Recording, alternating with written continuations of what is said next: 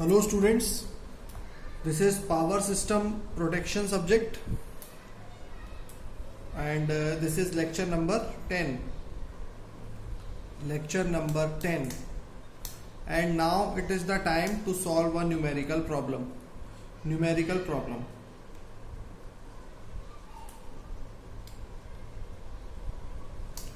Okay, so this is the numerical for the earlier discussion till now what we have done.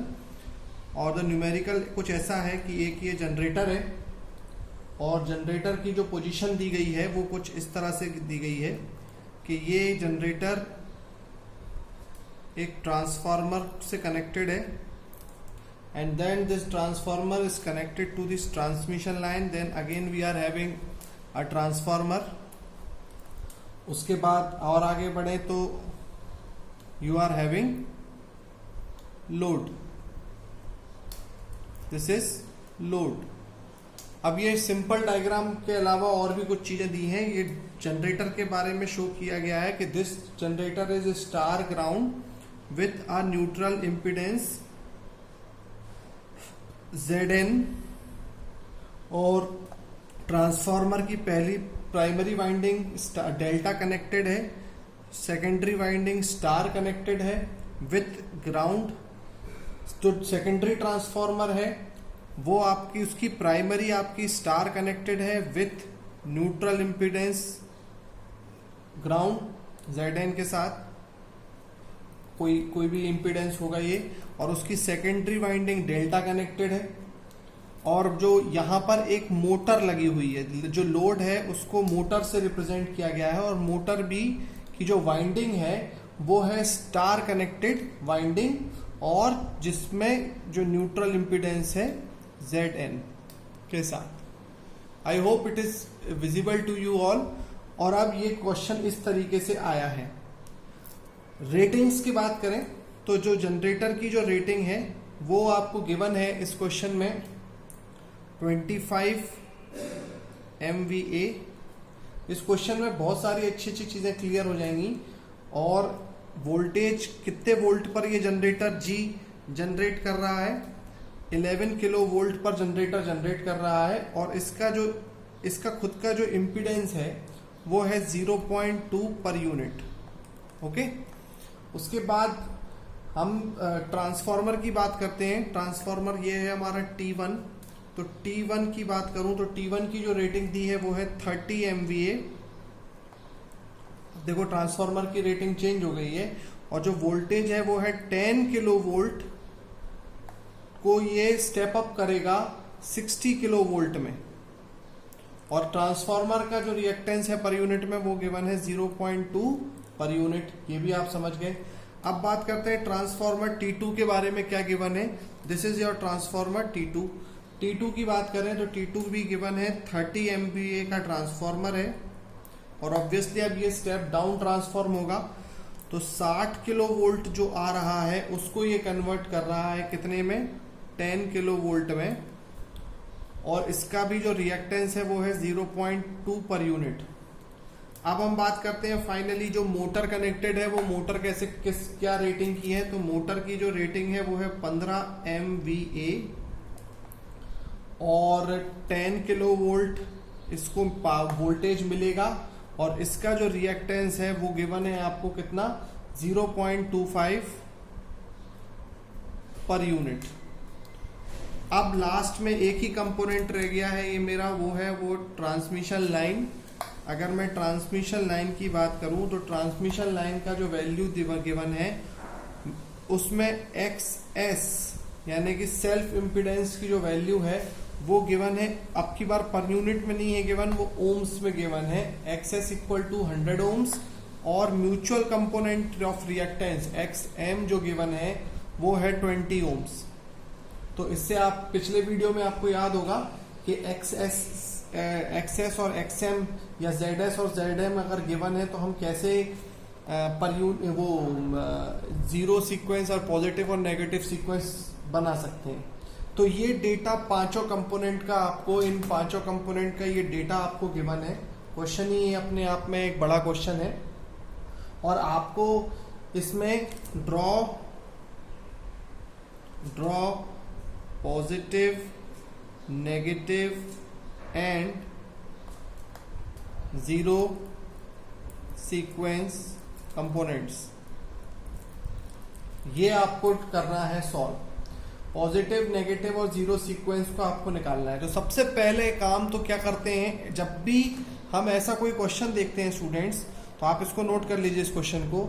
जब भी हम ऐसा कोई question देखते हैं तो इस टाइप के क्वेश्चन में हमें सबसे पहले तो सेम बेस में चीजों को लेके आना पड़ेगा और एक ही पर यूनिट सिस्टम में हमें सिस्टम को कन्वर्ट करना रहता है। तो अगर हम एक ही उसमें कन्वर्ट करने की कोशिश करें सेम पर यूनिट, तो सॉल्यूशन में हम सबसे पहले तो हम इसका रिएक्टेंस इसको सेम पर यूनिट में करते हैं। तो देखो क्या सोचेंगे हम एक बेस सिलेक्ट करेंगे वोल्टेज का और एक बेस सिलेक्ट करेंगे पावर का।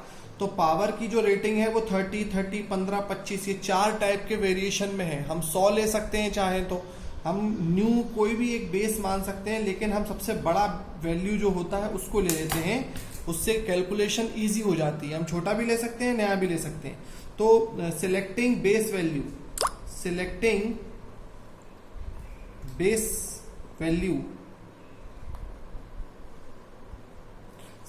बेस वैल्यूज, और बेस वैल्यू सिलेक्ट हमने करी है पावर की बेस वैल्यू, हमने कॉम्प्लेक्स पावर की बेस वैल्यू हम सिलेक्ट कर रहे हैं let S equal to 30 MVA, और वोल्टेज की जो बेस वैल्यू हम सिलेक्ट करना चाह रहे हैं वो हम सिलेक्ट करते हैं 10 kVA। ये हमने क्यों किया, 11 kVA क्यों नहीं ली, 11 किलो वोल्ट हमने क्यों नहीं लिया, 10 किलो वोल्ट क्यों नहीं लिया जब 11 का जिक्र है, ताकि यहां पर 10 किलो वोल्ट दो कैलकुलेशन से बच जाएंगे, एक ही कैलकुलेशन जनरेटर के केस में हमें करनी पड़ेगी। तो सबसे पहले नंबर 1 पे हम कैलकुलेट करते हैं जनरेटर का पर यूनिट वैल्यू कैलकुलेट करते हैं। तो आपको याद होगा फॉर्मूला क्या होता था, Z per unit new equal to Z per unit old जो गिवन है into MVA new upon MVA old into MVA new upon MVA old into KV old square divided by KV new square. ये formula होता है। तो Z, अब मैं ये बार बार formula नहीं लिखूंगा, तो Z पर यूनिट हमें मिल जाएगा। तो Z पर यूनिट ओल्ड कितना है, जो उसका ओल्ड मतलब जो उसकी वैल्यू गिवन थी वो है 0.2 इंटू अब MVA न्यू हमने 30 लिया है, 30 kVA MVA, और MVA ओल्ड कितना था मेरा यहाँ पर 25, और KV ओल्ड कितना है यहाँ पे कितने 11, और न्यू है 10, और इसको हम स्क्वायर कर देंगे। और अगर हम इससे कैलकुलेशन करके वैल्यू निकालें तो ये वैल्यू मल्टीप्लाई होकर निकलेगी 0.2904 पर यूनिट। ये निकल आई है Z पर यूनिट न्यू, जो नए बेस पर हम जनरेटर का निकालेंगे। अब हम निकालेंगे सेकंड नंबर पे ट्रांसफार्मर का। इतना ही लिख देता हूं, ट्रांसफार्मर Z, ट्रांसफार्मर को TR, ट्रांसफार्मर को हम इतना ही लिख देते हैं बस। ट्रांसफार्मर का कैसे निकालेंगे, वही फॉर्मूला लगाएंगे, Z per unit new equal to, तो ZT1 न्यू ऐसे कर देता हूं, इक्वल टू हो जाएगा उसकी जो ओरिजिनल वैल्यू कितनी थी क्वेश्चन में गिवन, कितनी है ओरिजिनल वैल्यू 0.2, तो 0.2 इंटू अब MVA न्यू MVA ओल्ड दोनों केसेस में, उसके केस में 30/30 हो जाएगा, और KVA के भी केस में 10/10 ही हो जाएगा। हमने इसको चेंज ही नहीं किया है, तो ये स्क्वायर, तो फाइनली Z इसमें कोई चेंज नहीं आया, ये हो जाएगा 0.2 पर यूनिट। तो ZT1 न्यू और ZT ट्रांसफार्मर T2 न्यू भी 0.2 पर यूनिट निकल आया है। ये आप लोगों को बात समझ में आ गई होगी।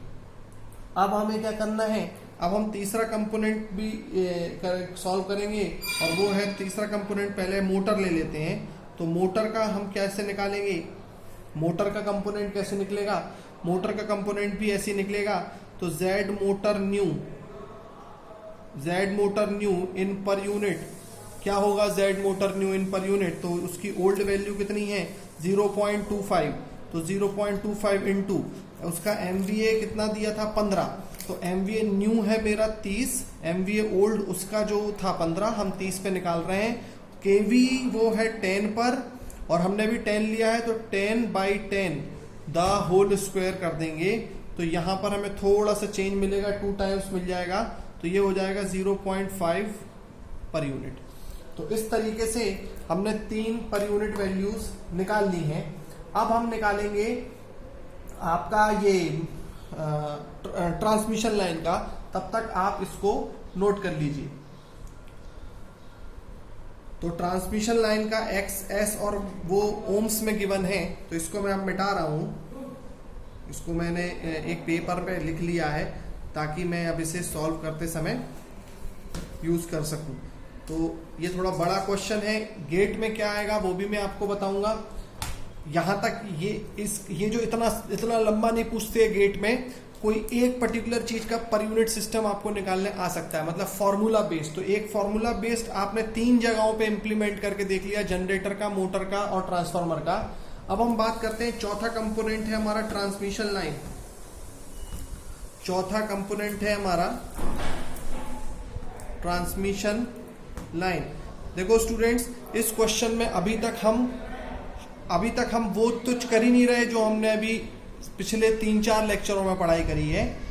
इसमें हम वो कर रहे हैं, पर यूनिट ही कैलकुलेट कर रहे हैं जो हमने सबसे शुरुआत में अपनी पढ़ाई करी थी। सबसे शुरुआत में पर यूनिट का भी इसमें पार्ट आएगा, मतलब ये क्वेश्चन एक कंप्लीट पैकेज बन सकता है। Change of base, conversion to per unit system, और फिर finally positive negative zero sequence component इसके बाद का पार्ट है। लेकिन पहले तो हमने इस क्वेश्चन को शुरुआत में ही बिगाड़ दिया है। क्यों, कैसे बिगाड़ दिया है कि अभी हमने इस क्वेश्चन को ऐसे शुरुआत में ही बिगाड़ दिया है, इस सिस्टम को ये बता के कि ये इसमें पहले हमें पर यूनिट में कन्वर्ट करना पड़ रहा है। तो लेंथी क्वेश्चन भले ही है, लेकिन ये एक कंप्लीट पैकेज है आपके लिए।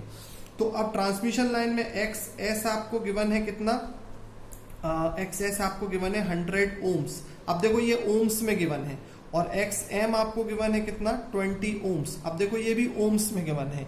इसको पर यूनिट में कैसे करेंगे, आप याद करो, XS पर यूनिट वैल्यू होती है actual value divided by the base value.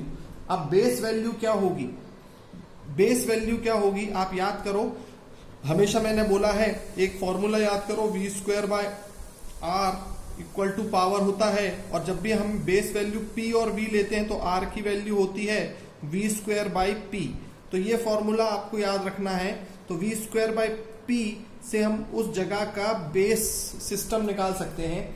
तो V²/P अगर हम करें तो बेस वैल्यू मतलब X बेस हो जाएगा मेरा V²/P, और V कितना है, वोल्टेज कितना है, इस ट्रांसमिशन लाइन पे वोल्टेज कितना इफेक्ट कर रहा है। देखो ट्रांसमिशन लाइन का वोल्टेज कितना है, 10 किलो वोल्ट इस साइड था, इस साइड 60 किलो वोल्ट है, तो 60 किलो वोल्ट स्क्वायर, और पावर कितना है, बेस पावर कितना है 30 kVA, सॉरी। तो इसको हम सॉल्व कर लेंगे, और ये जो भी सॉल्यूशन आएगा उसको हम एक्चुअल वैल्यू से डिवाइड कर देंगे। तो हमें XS पर यूनिट क्या मिलेगी, हमें मिलेगी 100 डिवाइडेड बाय 60 k स्क्वायर जब करेंगे तो m से कट जाएगा, क्योंकि 10⁻3 10⁻6 और ये सब कट जाएगा अपने आप से। तो यहां आ जाएगा 100 डिवाइडेड बाय 60 स्क्वायर इंटू 30, और इसको जब आप सॉल्व करोगे तो आपको मिलेगा 0.833 पर यूनिट। ये वैल्यू आपको मिल जाएगी XS पर यूनिट। इसी तरीके से XM पर यूनिट भी हम निकाल सकते हैं, और XM पर यूनिट क्या होगी ये मैंने और डिटेल में आपको बता दिया है।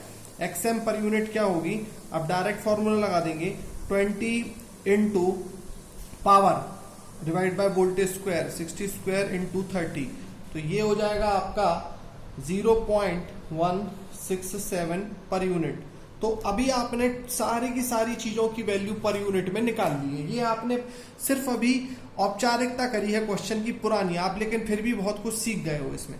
अब हम फाइनली ड्रॉ करेंगे positive negative zero sequence component, लेकिन अभी भी ट्रांसमिशन लाइन के हमने कुछ चीजें नहीं निकाली हैं, और वो क्या है मैं आपको बता देता हूँ। ट्रांसमिशन लाइन की बात करूं तो ट्रांसमिशन लाइन में हमने एक चीज निकाली है, होती है, और वो क्या होती है कि x1, x2 और x0 का फॉर्मूला हमने डिराइव किया है, और वो होता है x1 और x2 पॉजिटिव और नेगेटिव सीक्वेंस कंपोनेंट सेम होते हैं, जो कि होते हैं xs माइनस xm, या मैंने zs माइनस zm लिया था, और यहाँ पर भी xs माइनस xm, और यहाँ पर हो जाता है xs प्लस 2zm यानी 2xm। और अगर मैं इसको कंप्यूट करूं, जो हम वैल्यूज निकाल के लेके आए हैं xs माइनस xm को जो हमने निकाला है, तो यहाँ पे पहले हमें मिल जाएगी 0.833 माइनस 0.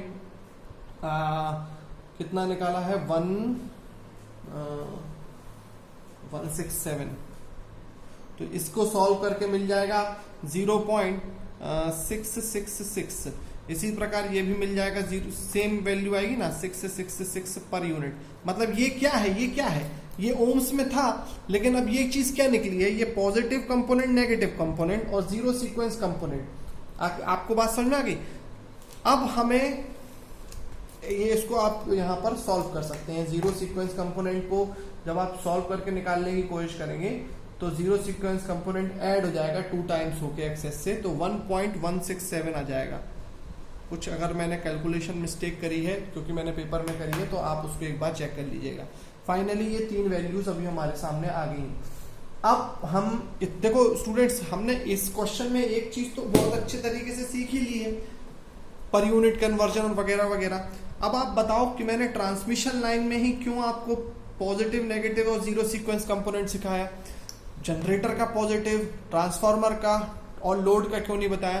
क्योंकि जनरेटर में और ट्रांसफार्मर में और लोड में हमने पिछले वीडियोस में देखा है कि कैसे हमको पॉजिटिव, नेगेटिव और जीरो लेना है।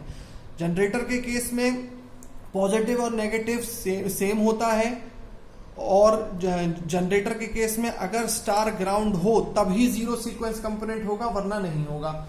इस तरीके से 3 अलग अलग डायग्राम हमें बनाने हैं, और एग्जाम में, गेट के एग्जाम में आपको जीरो सीक्वेंस कंपोनेंट का डायग्राम ऑप्शंस में आता है, और आपको ऑप्शन देख के पहचानना रहता है कि इसका जीरो सीक्वेंस कौन सा है और कौन सा नहीं है। अभी हम देखिए बनाएंगे, आपको क्लियरली समझ में आएगा।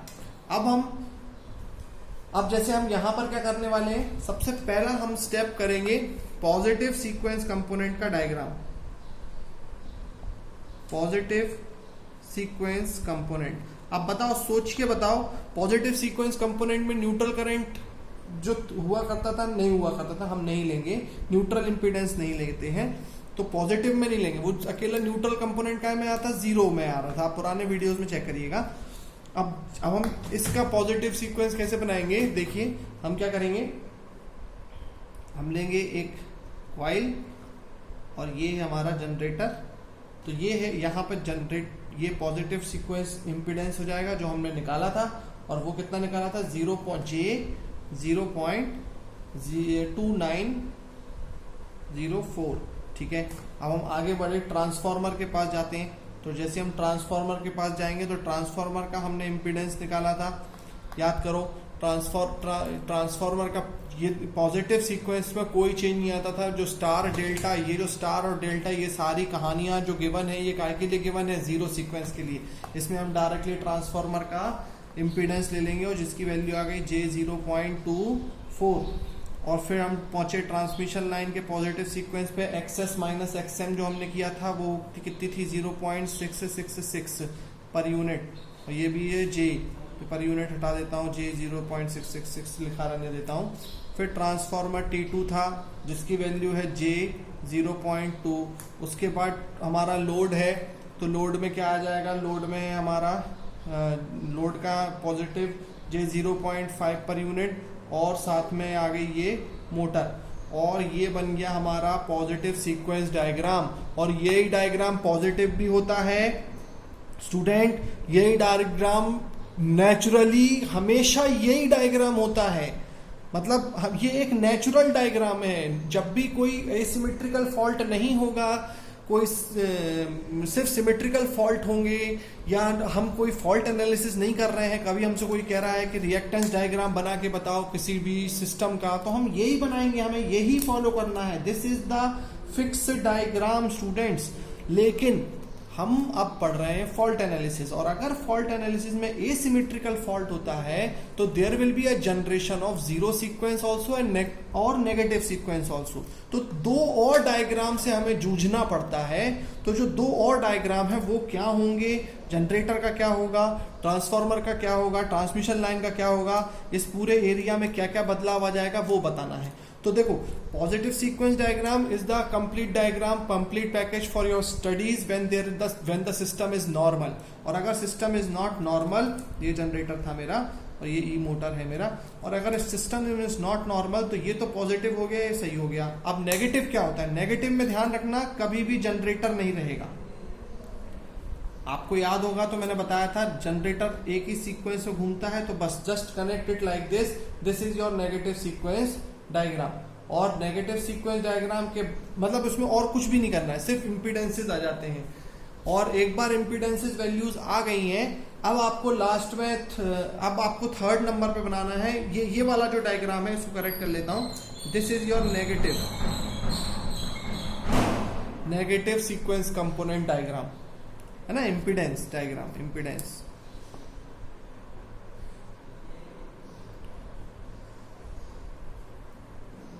और फाइनली अब हम करेंगे क्या, finally what we have to take, finally अब हमें बनाना होगा जीरो सीक्वेंस कंपोनेंट।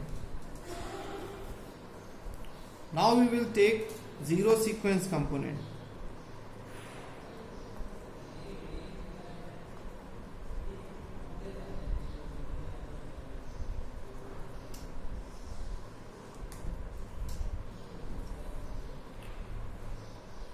अब जीरो सीक्वेंस कंपोनेंट क्या होगा, जीरो सीक्वेंस कंपोनेंट डायग्राम कैसे बनाते हैं। जीरो सीक्वेंस कंपोनेंट डायग्राम में आप याद करिए कि जनरेटर जो होता है, अगर जनरेटर स्टार ग्राउंड है तो क्या करेंगे, तो जनरेटर का इंपीडेंस लेंगे हम इस जगह का, ठीक है, और स्टार है और ग्राउंड है। अगर ये यहाँ पे ग्राउंड नहीं होता तो हम सीधा इसको शॉर्ट कर देते, लेकिन स्टार ग्राउंड है तो हमें यहाँ पर Zn लेना पड़ेगा।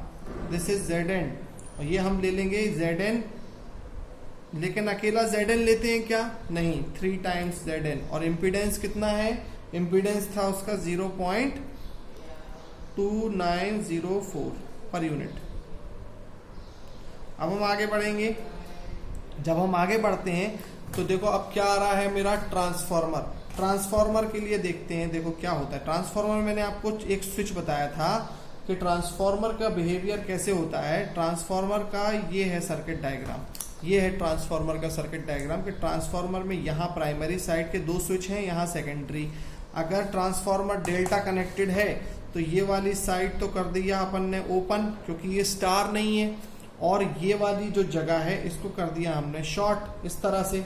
अब शॉर्ट कर दिया तो कहाँ मिल जाएगा ये शॉर्ट, ये यहाँ मिल जाएगा, ये वाला शॉर्ट।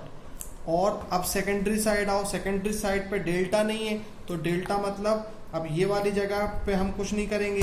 सेकेंडरी साइड स्टार है और ग्राउंड भी है, तो ग्राउंड भी है तो इसको शॉर्ट कर देंगे और आगे बढ़ा देंगे, और आगे बढ़ा के ट्रांसमिशन लाइन को कनेक्ट कर देंगे। इस तरह से ट्रांसमिशन लाइन कनेक्ट हो जाएगी। ट्रांसमिशन लाइन की वैल्यू हमने कितना निकाला था, J1 वैल्यूज में लिखता हूँ, 1 मिनट अभी सारी, पहले मैं अब और आगे बढ़ता हूँ। अब की बार प्राइमरी साइड पे ट्रांसफार्मर आ रहा है, फिर से सेकेंडरी साइड का ट्रांसफार्मर। तो देखो ट्रांसफार्मर का एक ये आ जाएगा इस तरह, ये इस तरह, याद करिए, मैं आपको बता देता हूं, यहां पे आपको समझ में आ जाएगी ये चीज क्या कर रहा हूं मैं। देखो स्टार है तो स्टार है मतलब हमें अब पैरेलल कनेक्शन से कोई सरोकार नहीं, तो इसको हटा दो। और स्टार ग्राउंड है Zn के साथ, तो Zn लगा दो यहाँ पर, और Zn लगा दो तो कितना Zn लगता है, 3 Zn लगता है। और ये हो गई ट्रांसफार्मर का इम्पीडेंस। उसके बाद अब की बार डेल्टा है तो इसको डेल्टा लगा दो, अब स्टार नहीं है तो इसको ओपन रखो। और फाइनली मोटर आ गई, तो मोटर फाइनली अब इसके बाद देखो ये समझ में आ गया होगा ना, ये ट्रांसफार्मर का इम्पीडेंस और ये Zn 3 Zn। क्यों, क्योंकि ये primary side star with Zn है, और सेकेंडरी साइड डेल्टा है, तो डेल्टा को लिए मैंने शॉर्ट कर दिया, सेकेंडरी साइड स्टार नहीं है, इस वजह से मैंने इसको ओपन रखा।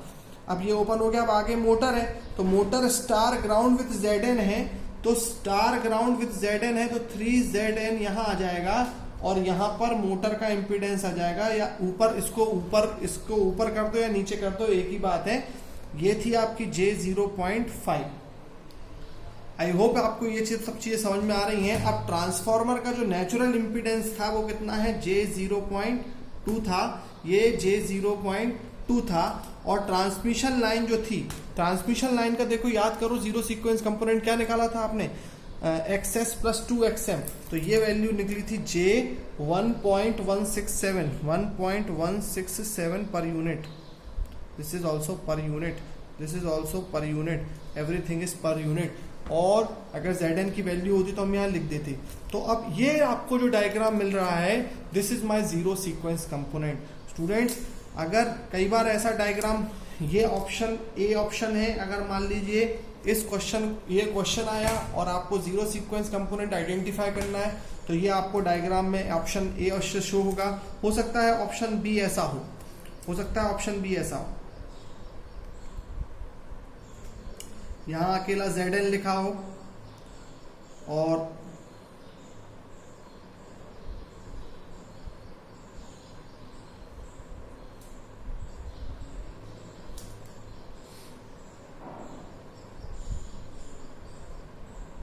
यहाँ 3Zn लिखा हो,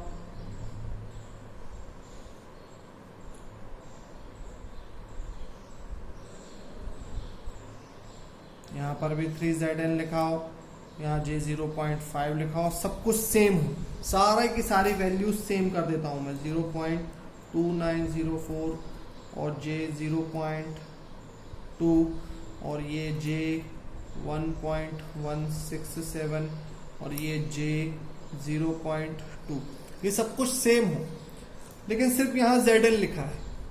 तो आपको बहुत ध्यान से चेक करना है। अब मान लो यहाँ 3Zn कर दिया और ये ओपन कर दिया मैंने यहाँ से ऐसा और ये शॉर्ट कर दिया, लो, तो ये सी ऑप्शन हो गया, ये सी ऑप्शन हो गया, ये भी गलत हो गया। और डी ऑप्शन कर देता हूँ, अब की बार इसको ओपन रखता हूँ, है ना, इसको यहाँ से शॉर्ट कर देता हूँ, और अब की बार जो नेक्स्ट ट्रांसफार्मर है, इसको एक Zn, इसमें एक चेंज तो ये कर दिया, इसको हटा के इसको कनेक्ट कर दिया इस तरह से, तो ये डी ऑप्शन हो गया आपका। तो ये भी गलत हो गया। तो आपको ऑन फोन लगा रहा है।